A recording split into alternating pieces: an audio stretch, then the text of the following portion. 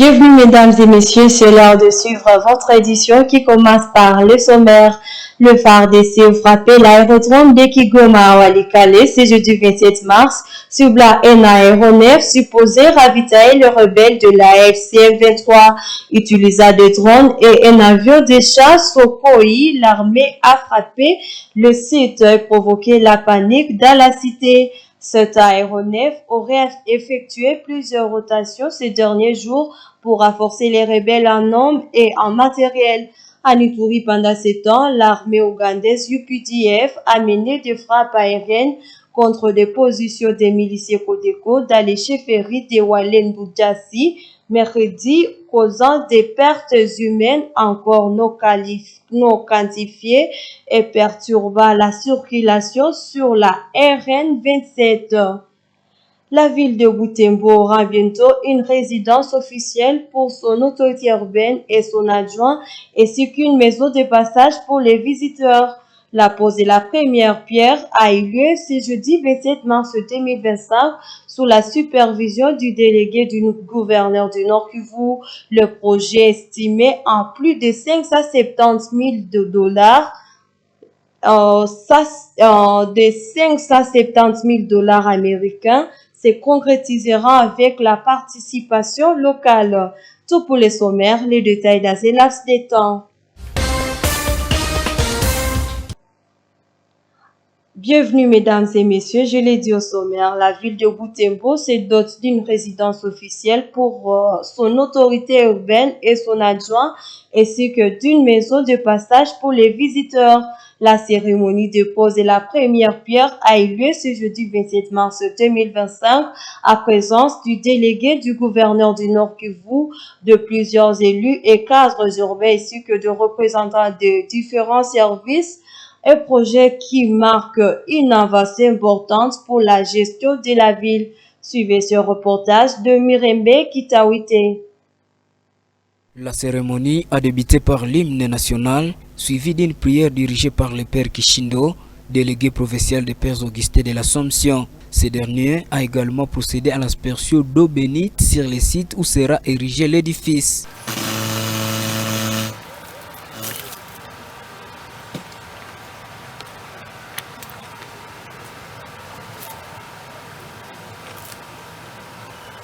David Kabouyaya, chef de bureau à la commune de Boulamba et représentant du bourgmestre, a ensuite accueilli les invités et salué l'initiative. Accueillir dans cette commune de Boulamba, où je suis le patron de l'administration, à l'occasion de cette cérémonie symbolique de pose de la première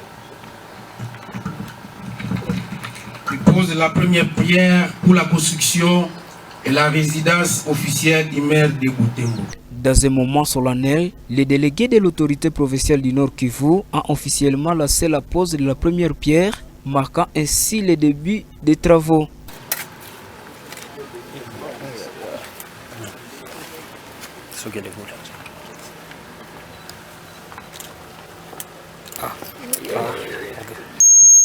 Qui est la boisson traditionnelle.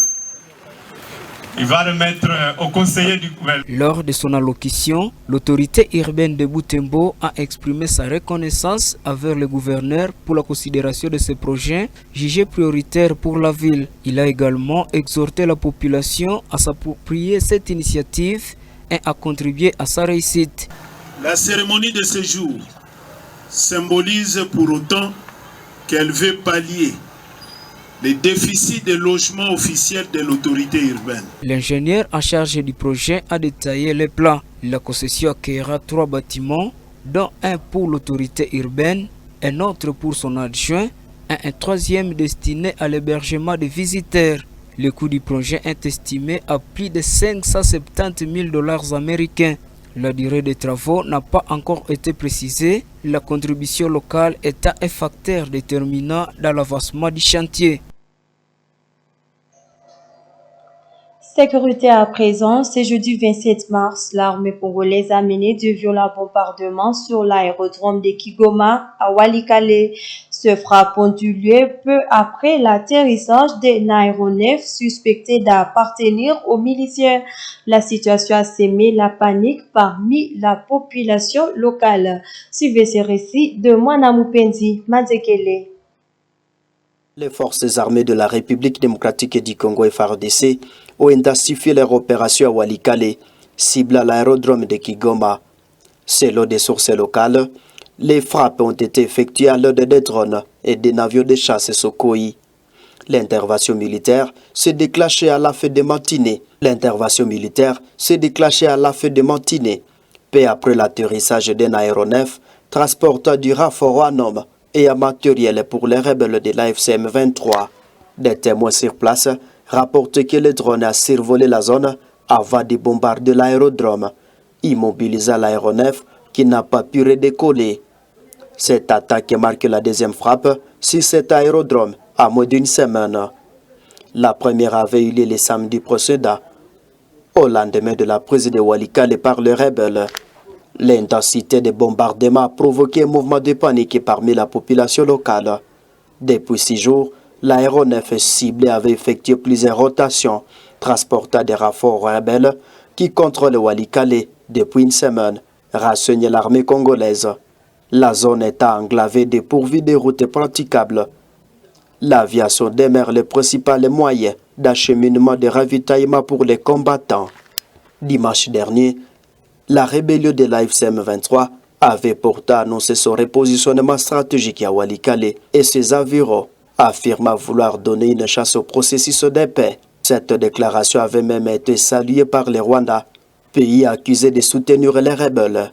Face à cette menace persistante, l'armée congolaise a renforcé ses positions stratégiques. Alors que la situation reste tendue, les habitants redoutent une intensification des combats et un nouveau cycle de violence dans la région. Et à Ituri, l'armée ougandaise UPDF a mené de frappes aériennes contre plusieurs bastions des miliciens Codeco à Ituri. Ce bombardement visait plusieurs villages situés autour de Fataki, dans le territoire de Djougou. L'opération à cours depuis une semaine perturbe fortement la circulation sur la RN 27. Le détail dans ces récits de Joël Tali. Mercredi 26 mars, des villages de la chefferie de Walendu Djati, notamment Ar et Djida, ont été la cible d'intenses bombardements menés par l'armée ougandaise UPDF. Ces localités connues pour abriter des bastions des miliciens Codeco ont subi des frappes aériennes visant à neutraliser les groupes armés qui sèment l'insécurité dans la région. Justin Goudza, chef de la chefferie de Walendu Djati, confirme ces bombardements et fait état des pertes humaines. Ces frappes s'inscrivent dans une vaste opération militaire lancée depuis une semaine contre les miliciens Codeco dans la région de Fataki. L'intervention de l'UPDF a eu un impact direct sur la circulation sur la route nationale numéro 27, RN27, où plusieurs centaines de véhicules ont été bloqués entre Mahagi et Bunia avant d'être escortés par l'armée. Ce n'est pas la première fois que l'UPDF frappe les positions de la Codeco dans cette zone. Lundi 24 mars, au moins 9 miliciens avaient été déjà abattus par l'armée ougandaise, un chiffre qui s'ajoute aux plus de 200 combattants abattus la semaine dernière lors des affrontements près du village de Bethlehem, à proximité du centre commercial de Fataki. Alors que les opérations se poursuivent, la population locale reste sous le choc, redoutant de nouvelles représailles des miliciens et une aggravation de l'insécurité dans la région. Autre chose dans ce journal, le théâtre joue un rôle essentiel dans les sociétés à crise. À ces journées mondiales du théâtre, le comédien et metteur en scène Messager Muvunga met en avant l'importance du théâtre comme miroir des préoccupations politiques et outil de résilience. Il appelle ses collègues à s'impliquer davantage pour redonner espoir aux populations touchées par l'insécurité. Suivez le reportage de Eugénie Moussiviroa et Sacré Kangiti.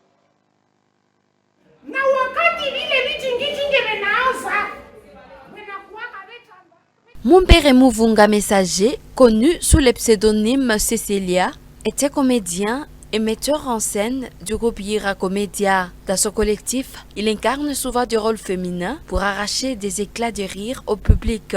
À la croire, le théâtre était puissant vecteur de résilience, particulièrement dans les zones de conflit. Selon lui, en période de guerre, il est crucial de proposer des spectacles divertissants pour véhiculer un message d'espoir et de résistance. Le théâtre étant, n'est-ce pas, la rencontre des âmes, la rencontre des idées, c'est ainsi qu'il donne de l'espoir aux gens perturbés par la guerre ou aux gens victimes de massacres, de troubles. Le théâtre en lui, il possède un certain charme, une certaine charge qui transmet des faits, des actions qui peuvent apaiser l'esprit, qui peuvent redonner espoir à travers la mise en scène et la culture de l'espoir et de l'espérance. Se référant à son parcours dans le domaine théâtral, Messager Muvunga souligne néanmoins les nombreux défis auxquels les artistes sont confrontés. Il cite notamment les sécurités qui menacent les metteurs en scène et la confiscation du matériel des acteurs lors des troubles. Mais il y a des gens qui se victimisent, qui se trouvent dans le sous-attendu de notre scène. Plusieurs fois à la maison, nous ne passons pas nuit lorsque nous avons produit une scène de théâtre, audio par exemple. Lorsque nous avons réalisé quelque chose à mettre sur la toile, il arrive que nous recevions des menaces directes au point où nous arrive de déménager, ce qui n'est pas très facile à vivre avec même la carrière enseignante. Il nous arrive même de déserter la classe. Face à ces difficultés, il exhorte les autorités à garantir la sécurité des artistes afin qu'ils puissent continuer à utiliser le théâtre comme moyen d'expression et de sensibilisation. Les autorités peuvent nous aider dans un sens, c'est en nous ressassant, en sachant qui sont membres du théâtre, qui sont acteurs du théâtre. Mais c'est aussi en nous protégeant, parce qu'il arrive que nous revenions de la radio tard pour avoir fait telle ou telle autre scène aux heures vespérales. Il arrive qu'on puisse rencontrer les agents de l'ordre, peut-être dépassés par le travail, qui peuvent, n'est-ce pas, vous demander quoi que ce soit, avec l'idée peut-être que vous avez oublié votre carte d'identité ou autre, et que les autorités vraiment nous viennent en aide, qu'elles nous protègent. La journée mondiale du théâtre rappelle l'importance de cet art dans la transmission des valeurs et la cohésion sociale. Pourtant, aujourd'hui, le théâtre tend à disparaître progressivement, faute de soutien et de protection pour les artistes.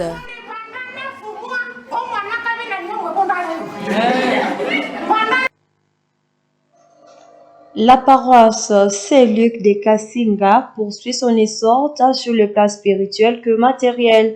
3 ans après sa création, les fidèles y reçoivent régulièrement le sacrement et s'investissent activement dans son développement. Selon l'abbé Curé, cette dynamique témoigne des profonds désirs des chrétiens de voir leur paroisse grandir. Suivez le reportage de Gérard Mourefou et Samuel Wainda. Kassinga, un village situé à environ 5 km à l'ouest de Moussienene, était autrefois un secteur attaché à la paroisse Sacré-Cœur de Jésus de Moussienene. Le 9 janvier 2022, cette entité a été érigée en paroisse par l'évêque, provoquant un grand enthousiasme parmi les habitants, principalement composés d'agriculteurs. Dès lors, la paroisse Saint-Luc de Kassinga n'a cessé de se développer. À 3 ans d'existence, la paroisse affiche des avancées significatives. L'abbé Jules Kaniki, curé de la paroisse, souligne que les fidèles reçoivent régulièrement le sacrement et s'engagent activement dans diverses initiatives. Parmi les réalisations, on compte la construction du presbytère et la grotte mariale, ainsi qu'un chantier à court destiné à accueillir des locaux administratifs et une salle de réunion. La paroisse a également fait l'acquisition de véhicules pour faciliter ses activités pastorales.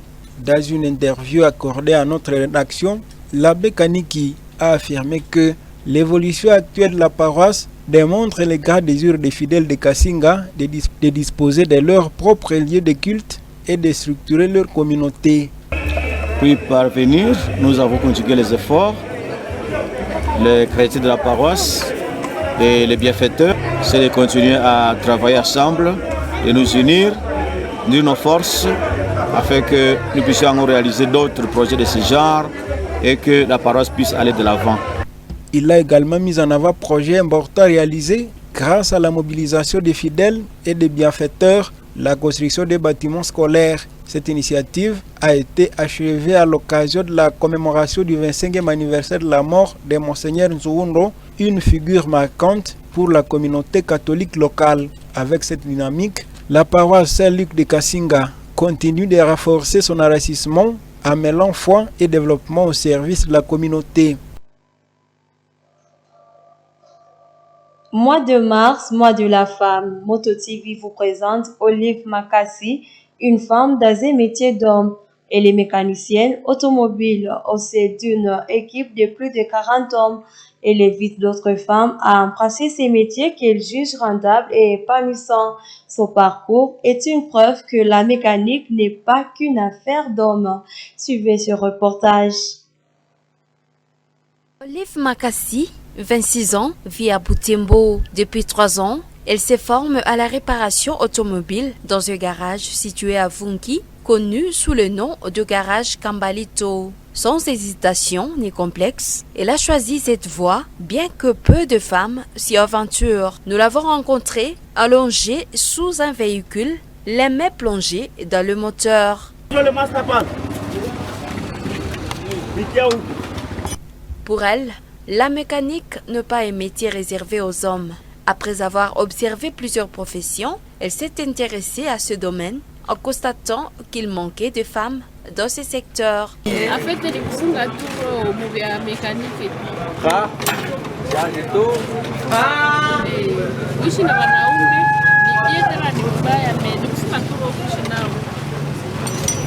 En faisant ce choix, Olive espère pouvoir subvenir à ce besoin et assurer l'avenir de son fils de 5 ans qu'elle élève seule.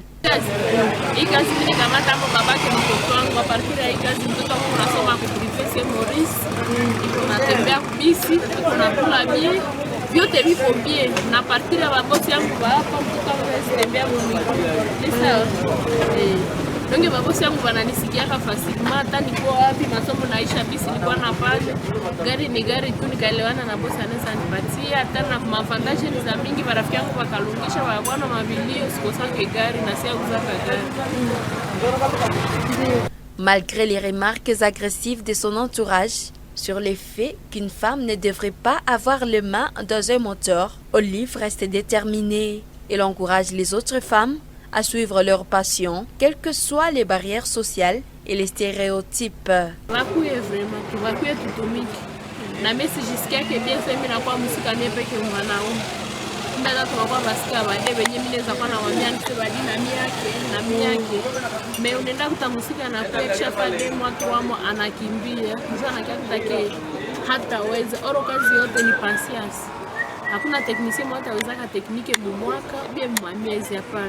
Ses collègues reconnaissent son courage et ses compétences. Selon eux, Olive se débrouille aussi bien, voire mieux que certains hommes. Olive ni suja. Olive kabisa, kazi yote anajua, tunabakia tu tumpatie direction, aje tembeza gari. Na yote kwanza iko najipiga yote pole pole. Mekanika una pole pole, hapo mara mimi kukia leo unaweza kesho. Kesho unaweza kukuta hii Rava leo, hii ni Toyota. Kesho kuna kingine gari, una Subaru zilikaza na tawala. Mimi hatuwe tena kama kesho kutakia gari ya namna gani. Ni masomo ya kila siku. Mafie kwanza hakuna madifikulte. Akose tu akipata mgarso ndio kusema na mbeba, vile ndio ya sababu difficulty.